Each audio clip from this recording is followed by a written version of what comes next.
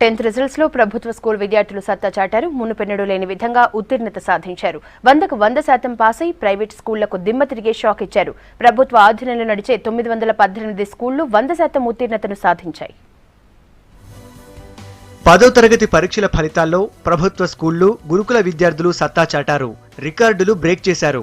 ప్రభుత్వ ఆధీనంలో నడిచే స్కూళ్లలో 918 పాఠశాలలు 100కు 100% ఉత్తీర్ణత సాధించాయి.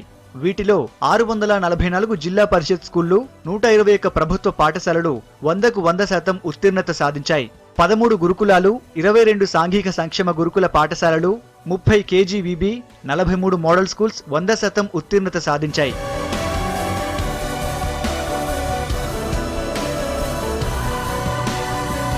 బీసీ వెల్ఫేర్ స్కూళ్లు 96.84%, మోడల్ స్కూల్స్ 93.25%, గురుకుల పాఠశాలలు 92.76%, ప్రభుత్వ స్కూళ్లలో 77.08% రిజల్ట్స్ సాధించాయి.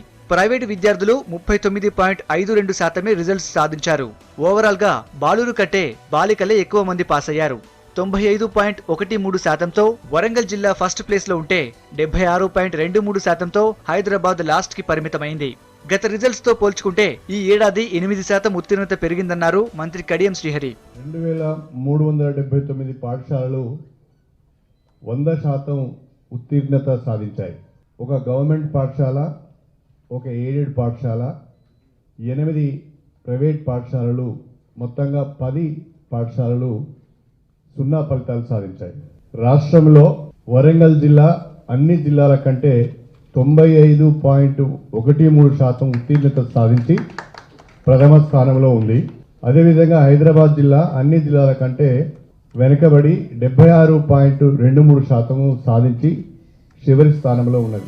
హైదరాబాద్ జిల్లా ఓవరాల్ గా చివరి స్థానంలో ఉన్నప్పటికీ గతేడాదితో పోల్చుకుంటే ఈసారి 12% ఉత్తీర్ణత శాతం పెరిగింది.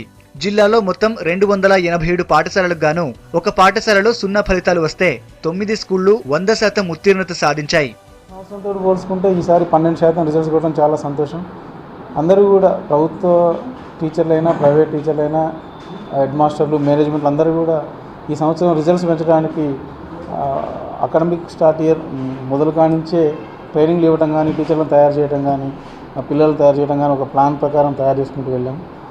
ఫెయిల్ అయిన వాళ్ళ విద్యార్థులను కూడా పరిశీలిస్తే పర్టికులర్గా ఒక మ్యాథ్స్లోనే కొంచెం ఎక్కువ మంది ఫెయిల్ అయ్యేట్టు కనిపిస్తుంది.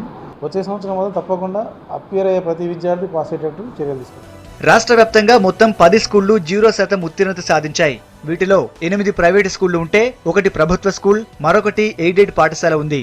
మొత్తం మీద గత సంవత్సరంతో చూస్తే ఈసారి ప్రభుత్వ పాఠశాలల్లో పాస్ పర్సంటేజీ పెరగడంతో విద్యావేత్తలు హర్షం వ్యక్తం చేస్తున్నారు.